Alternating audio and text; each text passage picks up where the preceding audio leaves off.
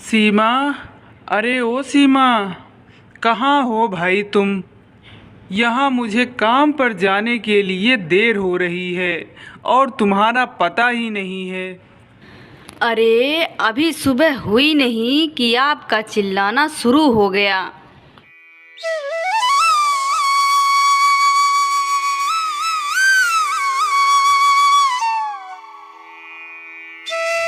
एक गांव था, रामपुर।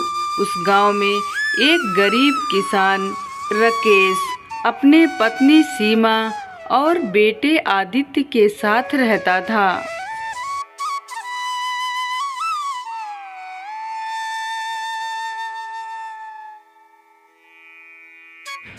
सीमा। अरे ओ सीमा, कहाँ हो भाई तुम? यहाँ मुझे काम पर जाने के लिए देर हो रही है और तुम्हारा पता ही नहीं है। अरे अभी सुबह हुई नहीं कि आपका चिल्लाना शुरू हो गया।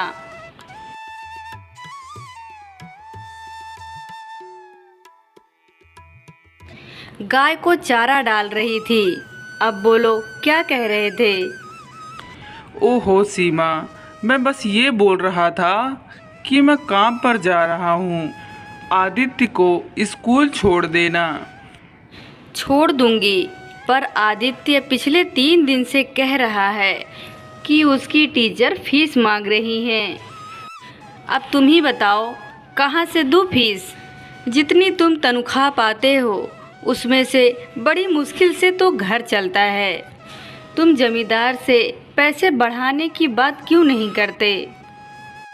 ठीक है सीमा, आज बात करके देखता हूँ जमींदार क्या बोलता है। इतना बोलकर राकेश जमींदार के यहाँ काम पर चला जाता है। रास्ते में गांव के कुछ लोग मिलते हैं जो राकेश के साथ ही जमींदार के यहाँ काम करते थे।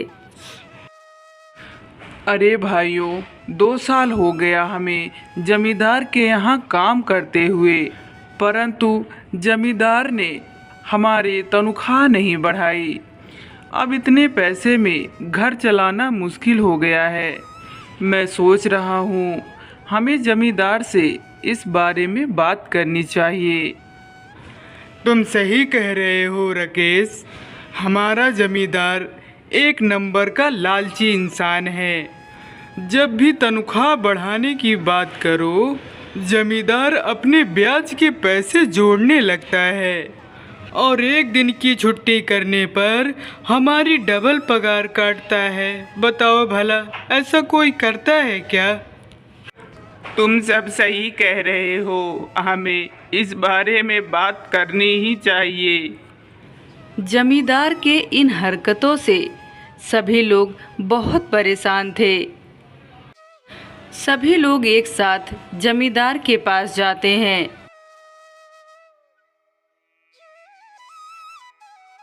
जमींदार अपने पास सभी लोगों को आते देख चौंक जाता है और बोलता है, अरे तुम लोग यहाँ मेरे पास क्यों आए हो?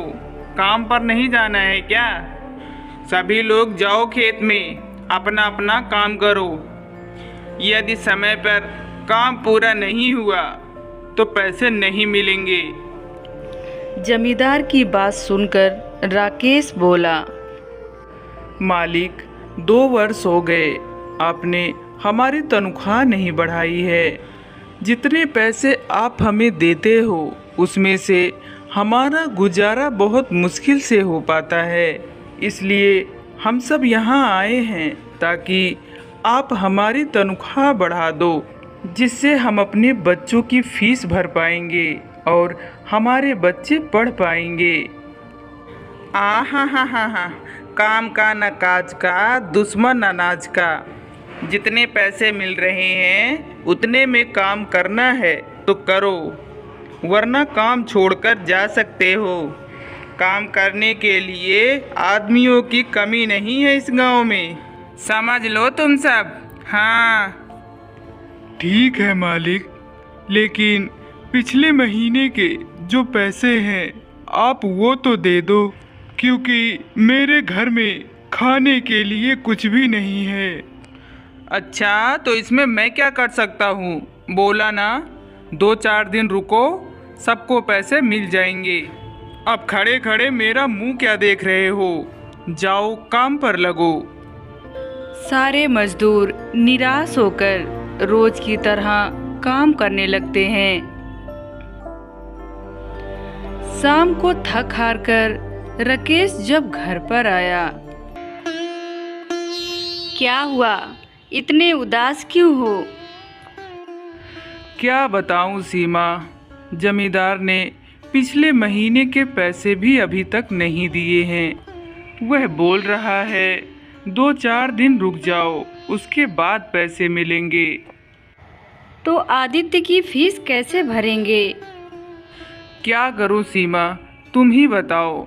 जमींदार के यहाँ काम करने के अलावा मेरे पास दूसरा कोई रास्ता भी नहीं है। ना ही मेरे पास अपनी खेती है और ना ही मेरे पास इतने पैसे हैं कि मैं खुद का कोई काम कर सकूं। बस कुछ दिन इंतजार ही कर सकता हूं। कुछ दिनों बाद जमींदार ने सभी मजदूरों को पैसा देने के लिए घर पर बुलाया और सबको पैसे दे करके बोला, सबको अपने अपने पैसे मिल गए हैं ना? या अब भी किसी को कुछ कहना है? इतनी बात सुनकर राकेश बोला, मालिक, मेरे महीने के 300 रुपये हो रहे हैं। यह तो बस 200 रुपये ही हैं। हाँ, तो मैंने पैसे काट लिए हैं। तुम लोग थोड़ा सा काम करके सारा दिन बैठे रहते हो। मेरे पास मुफ्त के पैसे नहीं हैं। जिसको काम करना है करे, वरना जा सकता है। 200 से 1 रुपया भी और नहीं मिलेगा। जमींदार के मुंह से यह बात सुनकर सभी मजदूर उदास हो गए और पैसे लेकर अपने अपने घर को चले गए।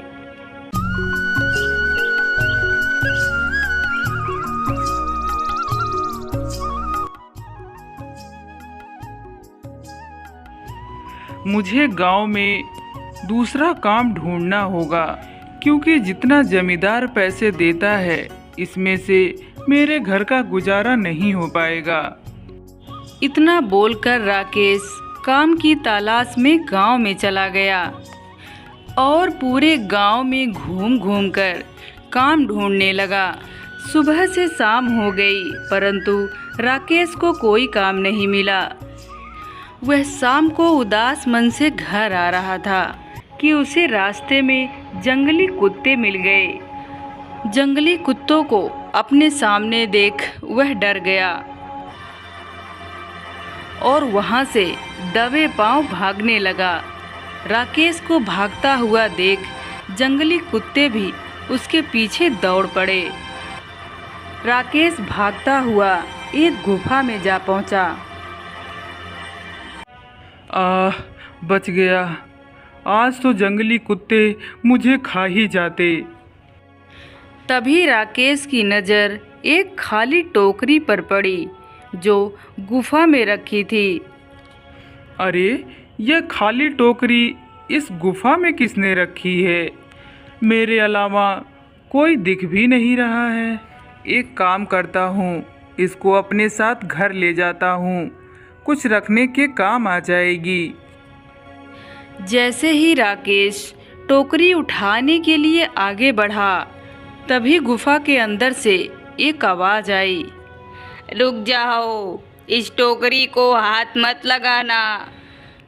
आवाज़ सुनकर राकेश बहुत ज़्यादा डर गया। तभी एक तेज रोशनी के साथ एक बूढ़ी औरत गुफा में प्रकट हो गई। तुम कौन हो और इस गुफा में कैसे आए? वो मेरे पीछे कुछ जंगली कुत्ते पड़ गए थे और मैं भागता हुआ इस गुफा में आ गया। मुझे माफ़ कर दो, मैं अभी चला जाता हूँ। इतना सुनकर बूढ़ी औरत बोली, रुक जाओ, यह कोई मामूली गुफा नहीं है, बल्कि एक जादुई गुफा है। तुम इस गुफा में इसलिए आ पाए क्योंकि तुम्हारा मन साफ है और यह टोकरी जो तुम देख रहे हो यह कोई मामूली टोकरी नहीं है बल्कि एक जादुई टोकरी है। यह टोकरी तुम रख लो, तुम्हारे बहुत काम आएगी। इस टोकरी में तुम जो कुछ भी सामान डालोगे वह दुगनी हो जाएगी। लेकिन एक बात हमेशा याद रखना, इस टोकरी का उपयोग कभी लालच के लिए मत करना। आपका बहुत बहुत धन्यवाद बूढ़ी माँ।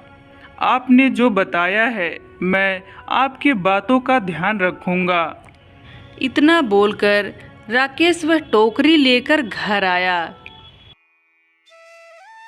राकेश के हाथ में खाली टोकरी देखकर सीमा बोली, आप यह टोकरी क्यों लेकर आए हैं? यह टोकरी मुझे एक बूढ़ी माँ ने दी है और कहा है यह कोई साधारण टोकरी नहीं है बल्कि एक जादुई टोकरी है। जादुई टोकरी? हाँ, जादुई टोकरी। राकेश ने अपनी पत्नी को सारी बातें बताई। अच्छा, तो ये बात है, ठीक है, तुम यहीं रुको, मैं कुछ सब्जियां लेकर आती हूँ। इस टोकरी में डालकर देखते हैं क्या यह टोकरी सच में जादुई है या उन्होंने आपको मूर्ख बनाया है। सीमा 2-4 सब्जी लेकर आई और टोकरी में डाल दी। देखते ही देखते टोकरी सब्जियों से भर गई। यह देखकर सीमा और राकेश की आंखें खुशी के मारे चमक उठी। अरे वाह वाह वाह, यह तो कमाल हो गया, कमाल। आपने सही कहा, यह टोकरी जादुई है। अब इस टोकरी से हमारी किस्मत बदल जाएगी।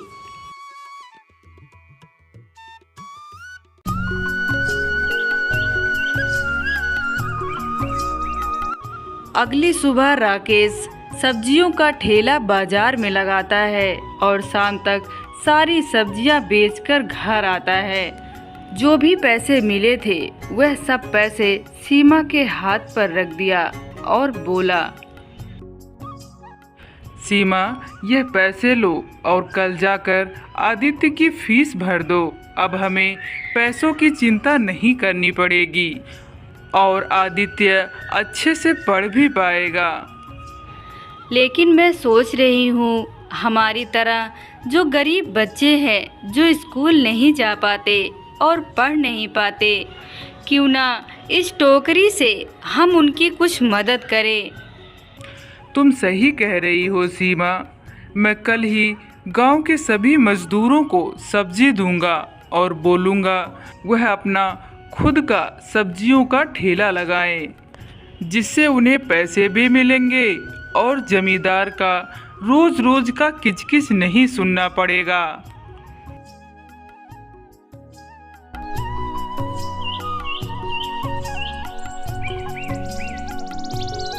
सीमा और राकेश ने गांव के सभी मजदूरों को अपने घर पर बुलाया और उन सबको जादुई टोकरी के बारे में बताया और यह भी कहा, अब हम लोगों को जमींदार के यहाँ पर काम करने की ज़रूरत नहीं पड़ेगी।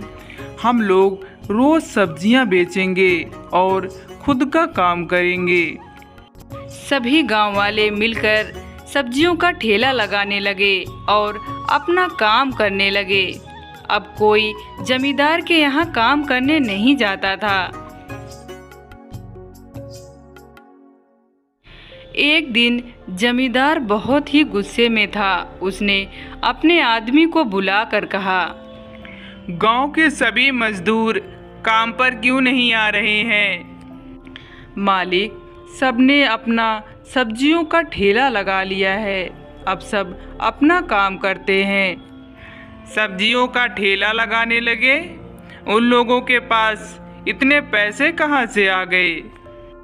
अभी कुछ दिन पहले खाने के लिए लाले पड़े थे, अब इतनी महंगी सब्जियां कहाँ से खरीद रहे हैं? जरूर दाल में कुछ काला है। तुम गांव में जाकर पता करो क्या माजरा है। राकेश और सीमा घर पर सब्जियों को टोकरी में डालकर दुगना कर रहे थे। तभी जमींदार का आदमी चुपके से यह सब देख लेता है और जमींदार को जाकर सारी बातें बताता है। अच्छा, तो ये बात है। अब देखना उनकी खुशी कैसे गम में बदलती है। आज रात में ही मैं वह टोकरी चुरा लूँगा और उस टोकरी में कुछ पैसे डालकर उन पैसों को दुगना करके मैं इस गांव का सबसे अमीर आदमी बन जाऊंगा।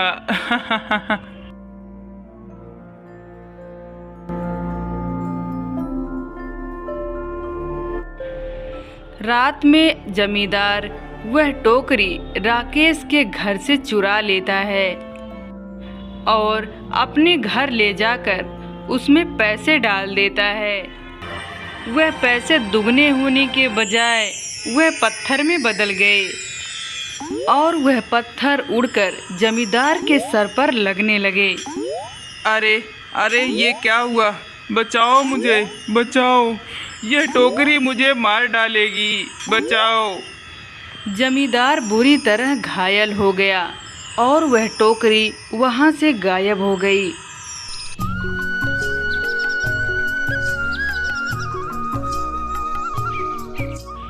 अगले दिन सुबह होते ही वह टोकरी लेकर वही बूढ़ी माँ राकेश के घर पर आई और राकेश से बोली, लालची जमींदार ने यह टोकरी तुमसे चुरा लिया था, परंतु अब डरने की कोई बात नहीं है। जमींदार को अपने किए की सजा मिल चुकी है।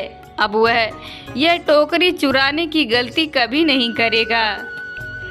आपका बहुत बहुत धन्यवाद बूढ़ी माँ, आपने एक बार फिर से मेरी मदद की।